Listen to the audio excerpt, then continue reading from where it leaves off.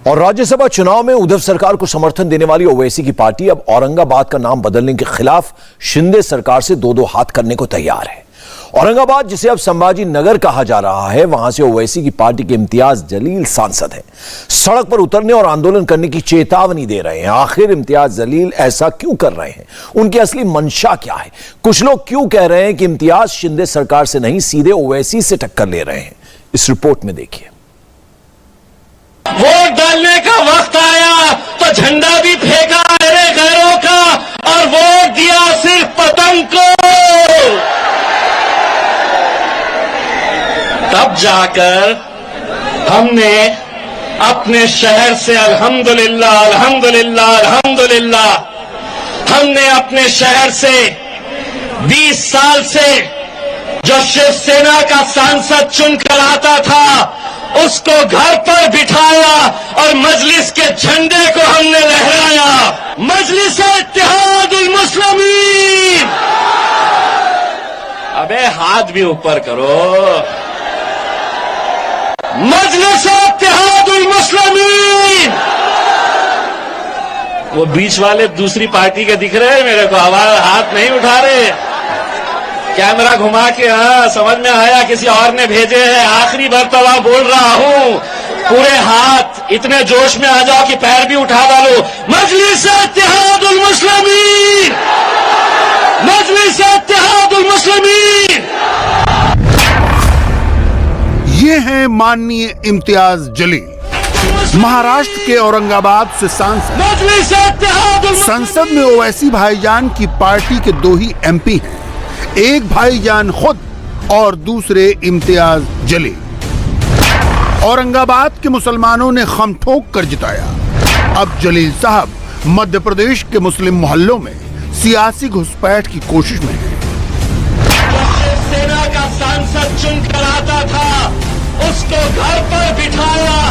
इस बयान में इम्तियाज भाई ने समझाया औरंगाबाद पर उन्होंने फतह कैसे हासिल की, शिवसेना को शिकस्त कैसे दी।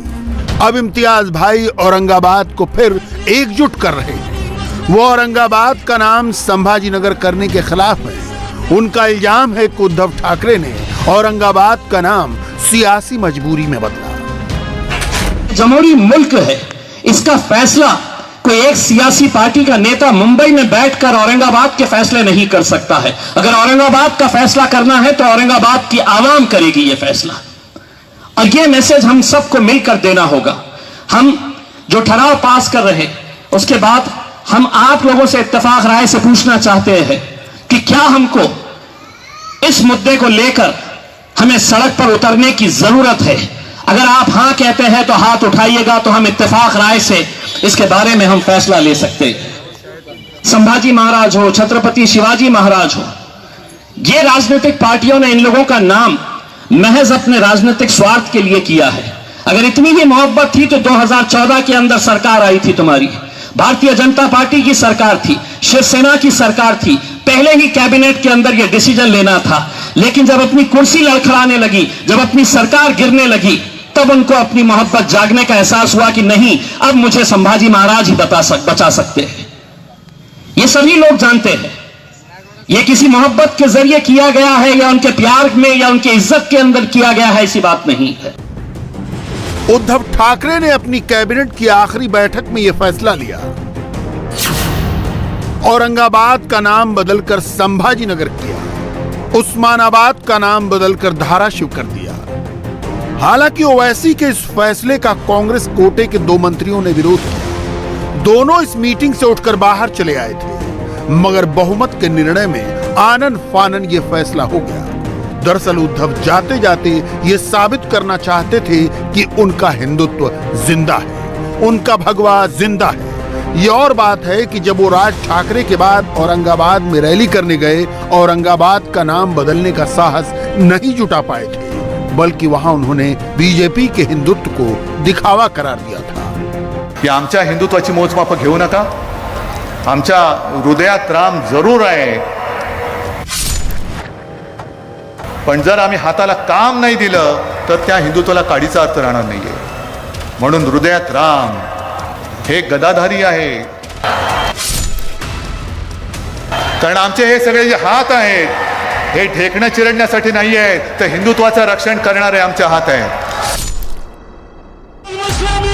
अब औरंगाबाद के सांसद इम्तियाज जलील ने अपनी राजनीति चमकाने का बीड़ा उठाया है.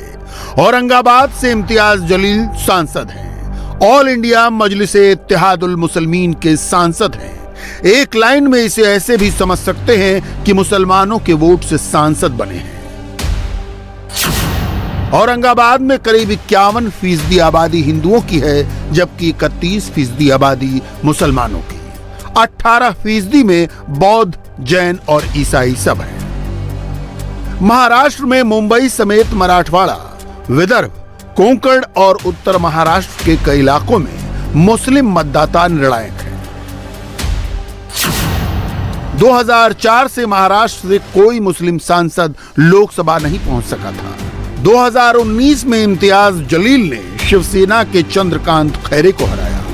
1989 से औरंगाबाद की सीट पर शिवसेना का दबदबा रहा है. 1998 में एक बार इस सीट पर शिवसेना नहीं जीत सकी थी. 1999 में चंद्रकांत खैरे पहली बार औरंगाबाद से सांसद बने. 2014 तक चंद्रकांत खैरे 4 बार औरंगाबाद के सांसद रहे. 2019 में इम्तियाज ने खैरे को तकरीबन 5000 वोट से हराया. जो शिवसेना का सांसद चुन कर आता था, इम्तियाज जलील जिस वोटर की बदौलत सत्ता में आए, उस वोटर के लिए उनकी जवाबदारी है. इसलिए अब औरंगाबाद का पुराना नाम बहाल करने के लिए सड़क पर आने की तैयारी है. वो औरंगाबाद नाम के शहर में पैदा हुए हैं और दावा करते हैं कि औरंगाबाद नाम के शहर में ही मरना चाहते हैं.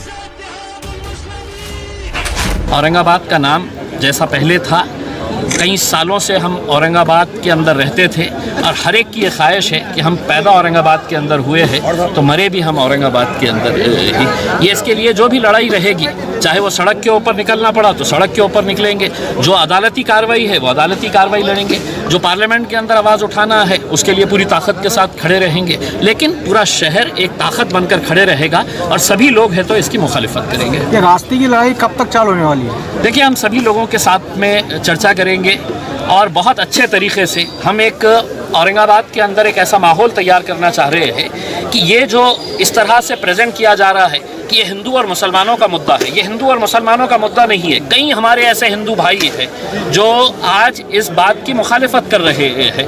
हम उन्हें भी जाकर समझाएंगे, अलग अलग राजनीतिक पक्षों को हम समझाएंगे और उनको एक प्लेटफॉर्म के ऊपर लेकर आने के बाद यकीनन औरंगाबाद के अंदर एक भव्य हम प्रदर्शन करेंगे इसके खिलाफ. आइए अब औरंगाबाद, ओवैसी भाईजान, शिवसेना और इम्तियाज जलील का पेच समझिए. ये तस्वीर आपको याद होगी. छोटे ओवैसी अकबरुद्दीन औरंगाबाद के दौरे पर थे. फातिहा पढ़ाने उन्हें इम्तियाज जलील औरंगजेब की मजार पर ले गए. पुरातत्व विभाग ने इस भीड़ भड़क्के पर ऐतराज भी जताया, मगर ओवैसी परिवार की मुस्लिम पॉलिटिक्स औरंगजेब को इसी तरह जिंदा रखना चाहती है. औरंगजेब शिवाजी के परिवार से लड़ने महाराष्ट्र आया, कभी जीत नहीं पाया. शिवाजी के बेटे संभाजी को प्रताड़ित कर उनकी हत्या करा दी. यह हत्या इसी औरंगाबाद में हुई. बाल ठाकरे जब तक जिंदा रहे औरंगाबाद को संभाजी नगर ही कहते रहे, मगर आधिकारिक तौर पर उद्धव के सीएम बनने के बाद भी औरंगाबाद का नाम संभाजी नगर नहीं हो पाया था.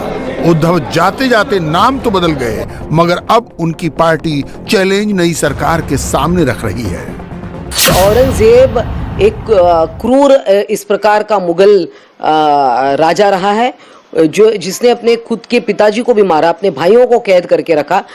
मुझे नहीं लगता कि औरंगाबाद की आम जनता उसके साथ है. ये 4 लोग उनके साथ हैं. उनको शर्म आनी चाहिए. औरंगाबाद के कब्र पर जाके उन्होंने माथा वगैरह टेका. इम्तियाज जलील को समझना चाहिए कि आप संभाजी नगर में रहते हो, वहाँ की जनभावनाएं क्या है. उनके अकेले पार्टी से कहने से कुछ नहीं होता. इस पर मोहर लग चुकी है और इसमें कोई बदलाव नहीं होगा. अगर वो कोई लॉ एंड ऑर्डर सिचुएशन खड़ा करेंगे तो ये नए मुख्यमंत्री के लिए एक चैलेंज है. कांग्रेस की लाइन इस मामले में क्लियर है. कांग्रेस नेता संजय निरुपम को अफसोस है कि उनकी पार्टी के कोटे के सारे मंत्रियों ने कैबिनेट का इस फैसले पर बहिष्कार क्यों नहीं किया. कई पिछली सरकार है वो जाते जाते अपनी आखिरी कैबिनेट की मीटिंग में औरंगाबाद का नाम बदलने का फैसला करते। मुझे नहीं समझ में आ रहा है किन मजबूरियों के तहत हमारी पार्टी के जो मिनिस्टर्स थे उन लोगों ने समर्थन किया। माना उद्धव जी उस समय के मुख्यमंत्री थे वो एक भावुक परिस्थिति में थे, भावनात्मक रूप से उनको आहत करने जैसा कोई काम नहीं होना चाहिए था, लेकिन इसका मतलब ये तो नहीं कि कोई आदमी अपने हिंदुत्व का एजेंडा चलाए और हम लोग सिर्फ तमाशा देखते रह जाएं और हम अपना एजेंडा छोड़ दें, हम अपना पूरा प्रोग्राम छोड़ दें। हमारा भी तो कुछ कमिटमेंट है। छत्रपति संभाजी महाराज के प्रति सबके मन में आदर है, लेकिन नामांतरण जिस तरीके से किया गया वो निश्चित तौर पर अयोग्य फैसला था और उस फैसले के बारे में कहीं ना कहीं फिर से पुनर्विचार होना चाहिए। दरअसल उद्धव ठाकरे के इस फैसले का विरोध सेकुलर खेमे से तो हो सकता है, मगर बीजेपी और शिंदे की शिवसेना इसका विरोध नहीं कर सकती। ये उनका संकल्प भी रहा है कि औरंगाबाद को औरंगजेब की छाया से निकाला जाए, संभाजी की यादों से जोड़ा जाए। शिंदे ने तो भरी विधानसभा में इस फैसले की तारीफ की थी। अब जब इम्तियाज जलील सड़क पर उतरने की बात करते हैं तो सीएम शिंदे ऐलान करते हैं कानून हाथ में लेने वालों को बख्शा नहीं जाएगा। देखिए, कानून व्यवस्था बिगाड़ने का अधिकार किसी को भी नहीं है। यहाँ पर कोई भी हो, एमपी हो, एमएलए हो, मंत्री हो, ये कानून व्यवस्था बनाए रखने में सभी लोगों ने सहयोग करना चाहिए और कानून व्यवस्था बिगाड़ने की कोशिश किसी ने भी नहीं करनी चाहिए। हम शांति चाहते। आज जो बात करना है सामने बैठ के बात करो, ये रास्ते वाली बात करना उचित नहीं है और सरकार का जिम्मा है कानून व्यवस्था रखना और नागरिक जो है उनकी जाने माल की रक्षा करना, यह हमारा काम है। मगर जलील का सपना बड़ा है। अभी वो ओवैसी के साथ सांसद की सीट पर है, मगर जानकार कहते हैं कि वो खुद को ओवैसी के नीचे दबा महसूस करते हैं, इसलिए अब वो खुद को सीधे मोदी से टक्कर लेता दिखना चाहते हैं। जिस मीटिंग में औरंगाबाद को संभाजी नगर बनाने के खिलाफ प्रस्ताव पास हुआ, उस बैठक में इम्तियाज का ये बयान भी सुनिए। आप भी अच्छी तरह से जानते हैं, मैं भी जानता हूं कि आज मुल्क में जो हुकूमत है ये यहां पर कोई जमहूरियत अब बची नहीं है।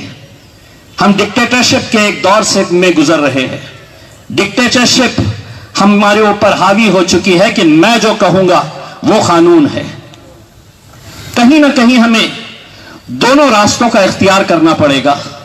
एक तो यह है कि औरंगाबाद के अंदर जितनी भी हमारी सामाजिक राजनीतिक संगठन है, पार्टियां हैं, हम सभी को हाथ में हाथ डालकर एक आवाज के अंदर एक नारा देना होगा कि नहीं, ये शहर औरंगाबाद था, औरंगाबाद है और इंशाअल्लाह औरंगाबाद रहेगा। एंटी मोदी गैंग के नए स्टार बनना चाहते हैं जलील। ओवैसी भाईजान से आगे निकलना चाहते हैं जलील। अब देखना होगा कि इस कोशिश में वो जलील होते हैं या फिर जलील ही बने रहते हैं। इंडिया टीवी हर वक्त हर जगह डाउनलोड करने के लिए सर्च करें India TV news Google play store या ऐप स्टोर पर।